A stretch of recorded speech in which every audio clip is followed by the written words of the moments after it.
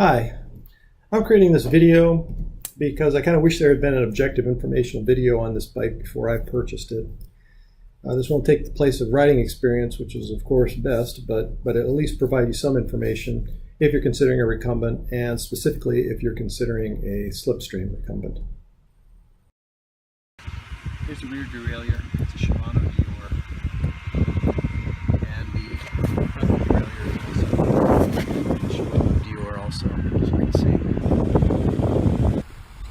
Okay, so it's Shimano Tiagra crank. Pedals are, I'm not sure who they're made by, but they're pretty cheap. Here's the disc brake system.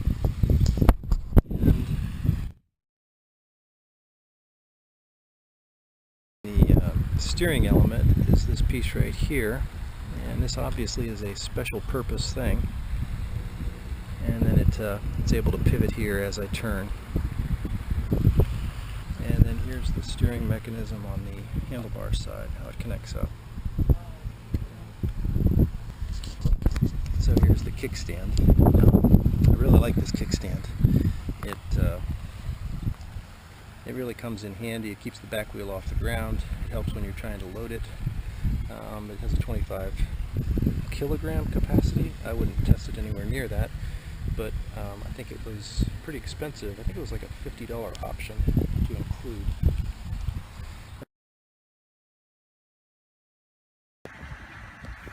When I was setting this up for me, in order to get positions right, I first set the seat distance for so that my legs reach the pedal properly, and then you go back and you make adjustments on the angle of the seat using these pins and these posts here.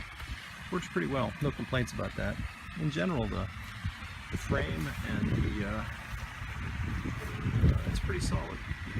No problems with that. And then I also got this rack on here as another option, and it's a pretty sturdy rack. No complaints about that either. It's pretty good. I also got the fenders as an option, and I also have a fender on the front, but I've taken that one off because it's so difficult.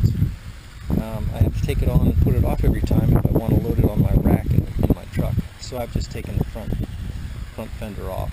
If I were to go on any long distance rides, I'd probably put it back on. One of the options that I got was to get these water bottle carriers. It's just a piece of metal that was welded on. Alright.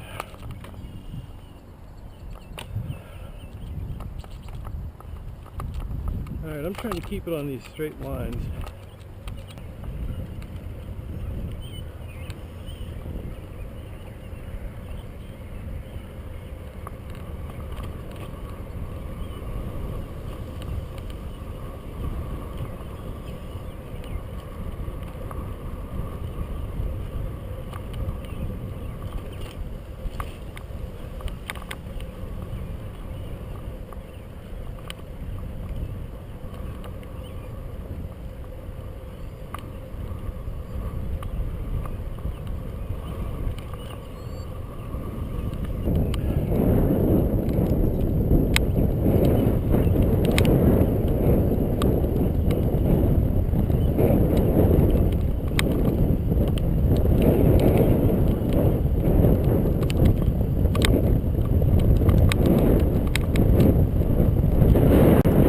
So my tracking is obviously better with the conventional bike, but it'd be nice to know quantitatively if the difference is as big as I think it is.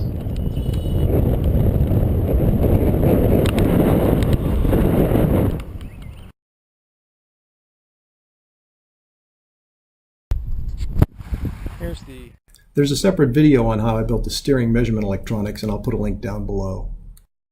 Here I'm just showing the plots of what I measured, and what it shows is that I had more steering activity with the SlipStream than I did with a conventional bike. When riding my SlipStream, the standard deviation of my steering angle was about 2.1 degrees.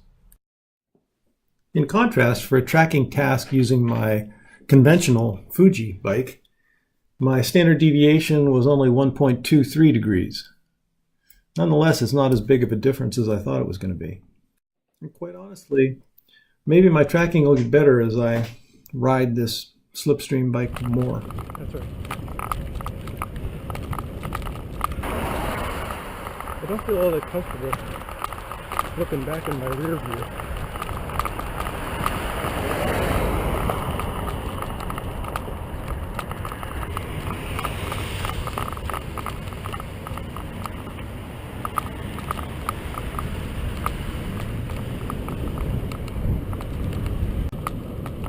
The other thing is stopping and starting requires some practice. One of the difficulties on the bike is that just starting out. So of course you get a pedal cocked so that you can get a good push and then catch your balance. But what happens is that your butt is all the way back here and your feet are all the way out here. So unlike in a conventional bicycle, your feet are not underneath most of your weight. And what happens is when you put your feet down, your feet come down underneath the pedals up here, and if you try to balance yourself, you end up pushing yourself backwards. So it takes a little bit of getting used to in terms of starting. So I've got to the point where I just hold the brakes anytime I'm sitting so that I don't end up trying to balance and then pushing myself backwards and crashing.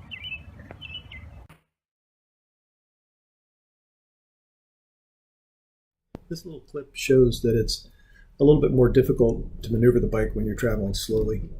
I'm just trying to get around this minivan and get back on the sidewalk, and it's a little bit harder than it is with a normal bike. I mean, this would be pretty much a no-brainer with a conventional bike, but here it presents a little bit more of a challenge.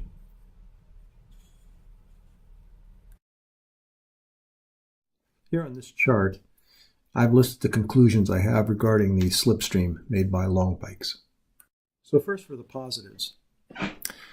The first thing is the SlipStream is fun to ride.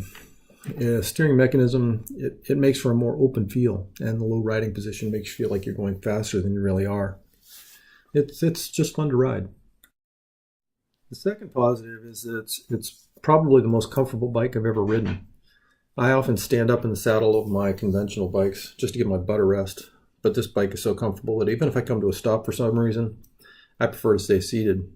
It's as comfortable as a lawn chair. Additionally, because of the riding position, I don't get the soreness in my neck and shoulders after long rides that I sometimes feel after riding my other bikes. And lastly, the bike is structurally sound. Now for the negative aspects of this bike. The first one is the cost and what you get for that cost. You can expect to pay more than $4,000 for most any configuration of this bike. With this bike, you're paying for a low production quantity item. You don't get the components that you would expect to get on a $4,000 bike. You're buying a novelty. I think the bike would be a reasonable value if it were priced somewhere between $1,000 and $1,500. The second negative thing I'd say about the bike is that the delivery time can be long. It is a special order item and it'll take a while to get. The third negative is that it's heavy. Combine this with the fact that you're in a recumbent riding position where you can't stand on the pedals. This translates into a bike that's relatively slow and not good at all at hills. So regardless of the gearing that you choose, hills are going to be difficult. Another negative is that starting and stopping takes some practice. Because of the seating position and where your feet are, there's a tendency to push yourself backwards every time you want to balance the bike. And it can take some time to get used to how to get started and stopped. Lastly, you don't find very many of these bikes around, so it's hard to try it out. So you should definitely ask about the return policy before you order. Now a few items where I've not reached any conclusion. First is that there's visibility. Because you're lower, you're harder to see, but because this bike is such a novelty, people notice you, so that might be a wash. The second item where I'm undecided is maneuverability. I had felt that the SlipStream was much harder to control, but observation of the tracking and measurement of the steering control did not show the large difference that I was expecting to see. So perhaps my control of the slipstream is improving with time, and perhaps that's not an issue. The third area where I'd say I'm undecided has to do with using clip-in pedals.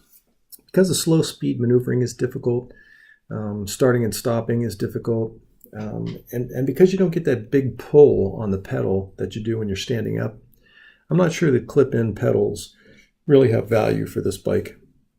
Perhaps on long distance rides, but they'd be worth it, but I'm not sure. Okay, so what's the bottom line?